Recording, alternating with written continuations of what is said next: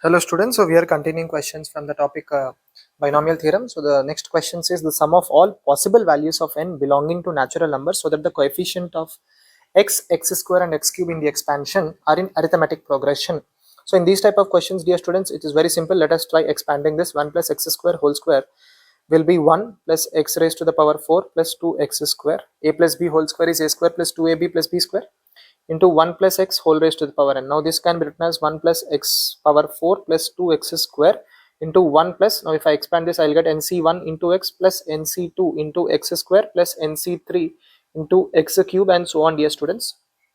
Now we need to find the coefficients of x. So coefficient of x, how do we get the coefficient of x? One way is we can multiply 1 with the nc1. Is there any other way? No. So coefficient of x is nc1, which is simply n. Now next is a coefficient of x square, dear students. How do we get x square term?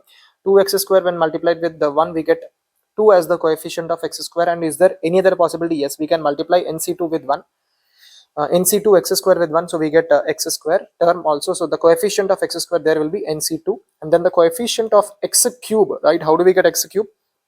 1 multiplied with nc3 x cube, so that will be nc3. Is there any other way of getting x cube, dear students? Yes, we do get by multiplying 2x square term with nc1x, so we get plus 2 into nc1, right, which is nc3 plus nc1 is anyways n, dear students. So what is it telling? That coefficients of these are in AP, right? So what can we say? If ABC are in AP, then 2B is equals to A plus C. So we can say 2 times of 2 plus nc2 is equals to n plus nc3 plus 2n, right? So we get 4 plus 2 times of nc2 is equals to 3n plus nc3, dear students, right? Now what can we do is we can try expanding it in one way. So nc2 will be n into n minus 1 by 2, so 2 and 2 gets cancelled, and nc3 will be n minus 1 n minus 2 divided by 3 factorial, that is 6, right? Now I think we can take LCM.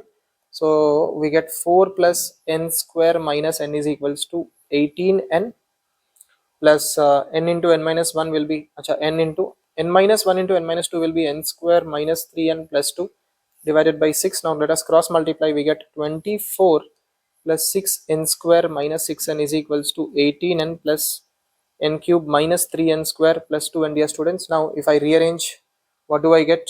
I get n cube term. Let me bring all the terms to the right hand side. Minus 3n square minus 6n square will be minus 9n square, and then we have 18n plus 2n is 20n plus 6n will be plus 26n, and then minus 24 will be equals to 0, right? Now it's a cubic equation, so by hit and trial I think we can get one root. N is telling it is positive only, so we will try to get positive natural numbers, that too. So will n 1 work? 1 minus 9 minus 8 plus 2 will not work. Will n2 taking ns2, will it work? 8 minus 9 into 4 is 36. 8 minus 36 is minus 28, I think. 26 into 2 is 52 plus 24, 52. I think this works. Okay, let us just check. N equals to 2, we get 8 minus 9 into 4 is 36 plus 26 into 2 is 52. So yeah, so 8 minus 36 is minus 24. 52 minus, sorry, 8 minus 36 is minus 28. I'm sorry, 52 minus 24 will be plus 28. Perfect. So n equals to 2 works, dear students. So if I take n equals to 2, that means we can divide with n equals to 2.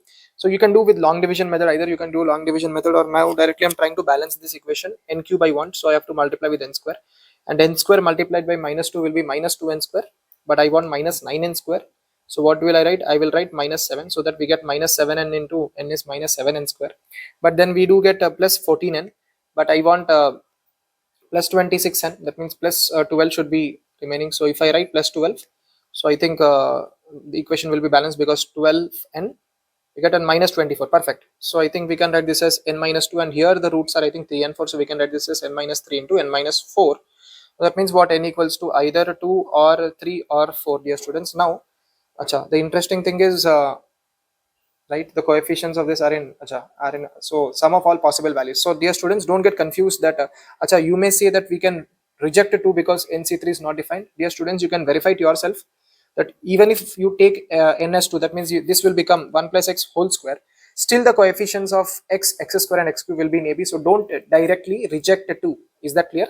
So sigma n will be 2 plus 3 plus 4. So what will I get? 2 plus 3 is 5, 5 plus 4 is 9. 9 should be the answer, dear students. So option 4 should be correct. Now let us go to the next question. The next question he says, so it's a statement based question, dear students. He says given below two statements. Statement 1, is it divisible by n by 7? Yeah, so the first statement is 25 power 13 plus 20 power 13 plus 8 power 13 plus 3 power 13 is divisible by 7. So we know, dear students, that x power n plus y power n is divisible by x plus y if n is an odd number, right? You can see if x power 1 plus y power 1 is divisible by x plus y, x cube plus y cube is also divisible by x plus 5, and so on. X power 5 plus y power 5 is also divisible by x plus 5. So anyways, so here we can do one thing, dear students. I think 25 power 13, dear students, plus 3 power 13 is definitely divisible by 28, because 25 plus 3 is 28. That means it is divisible by 7. Okay, and then we have 20 raised to the power 13 plus 8 raised to the power 13 is also divisible by 20 plus 8 is 20. That means it is divisible by 7. Statement 1 is a true, dear student. Statement 1 is definitely true. If it is divisible by 28, it is divisible by 7, right? Correct. It is something like this. For example, if this for example I'm telling, for example वैसे मिलेगा नहीं, मान लो ठीक है, 25 power 13 plus 3 power 13 मान लो कि वो 56 है. Is 56 divisible by 28? Yes. That means is 56 divisible by 7? 7. Yes. So that is how we can understand. 56 है नहीं, मैं जानता हूँ, अभी कमेंट्स में कमेंट करोगे. 25 power 13 plus 3 power 13 is not 56. I'm just giving an example. मान लो ऐसा है, ठीक है. Anyways, statement 2 over emphasis कर दिया भाई. Statement 2 पे चलते हैं. The integral part of this. So this is an expected question, dear students. Even in April shift we can expect this kind of question. So kindly pay attention. So इसमें procedure based है. Integral part of this. अच्छा, 7 plus 4 root 3 whole power 25 भाई ये तो integer है. 4 root 3 तो 4 root 3 is an irrational number. अच्छा, इसका जो सम है, sum of sum raise to the power 25 will be consisting of integral part plus fractional part. ठीक है. अच्छा, ये आई मतलब इंटीग्रल पार्ट या इंटीजर, ये एफ मतलब फ्रैक्शनल पार्ट. ठीक है. I hope you are understanding this. Right. Now what does the method say? Go with the logics, go with the method, dear students. Here now, is 7 greater or 4 root 3 greater? Answer is very simple. 7 square is 49 and 4 root 3 square is 16 into 3 40. So that means 49 is greater than 48. So 48 is less than 49. That means 4 root 3 is definitely less than 7, dear students, right? So that means this should be less than 6, right? Because 36 is less than 48, correct? No, right? Are you following? Yes. Now, so we can definitely take this part. 4 root 3, since it is less than 7, can we say 0 is less than 7 minus 4 root 3, right? Or we can do it in this way.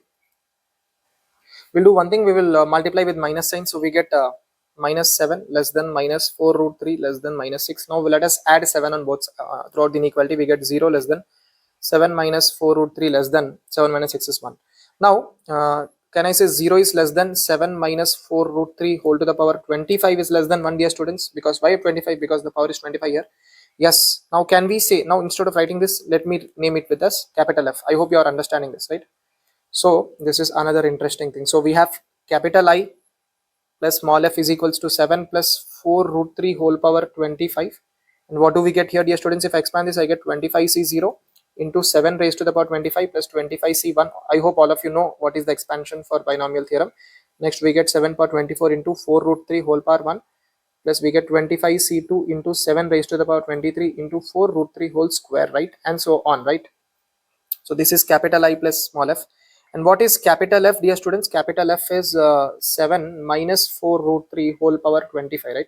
Correct, no? So if I try to expand that, what will I get? So I will get 25c0 into, if I try to expand this, I get 25c0 into 7 per 25.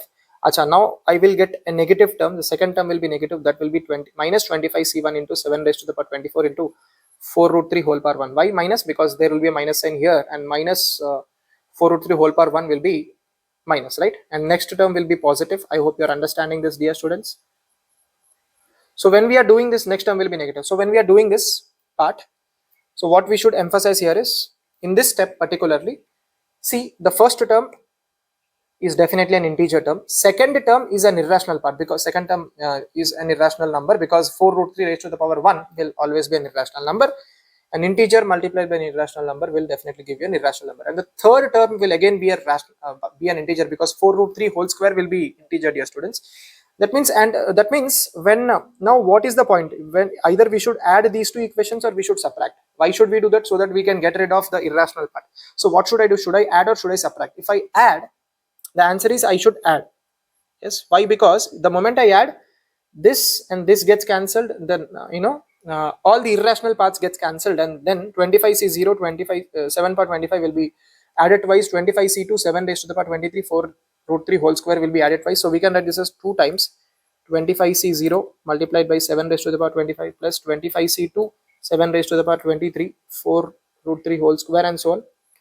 Achha, anyways, this will be an integer, dear students. Do you agree? Whatever is there within the bracket, that will be an integer. That means I plus small f plus capital F will be 2 times integer, let us say z, right? Is this clear? And this right hand side is an even integer. See, if the right hand side is an integer, left hand side I is integer, that means this also should be an integer, correct? No, this also should be an integer, yes or no? Because integer plus integer gives us an integer. Now what is that value of integer? For that, see, this small f, fractional part of this small f will be between 0 and 1, correct? No, because it is fractional part. 0 less than small f less than 1 and 0 less than capital F less than 1.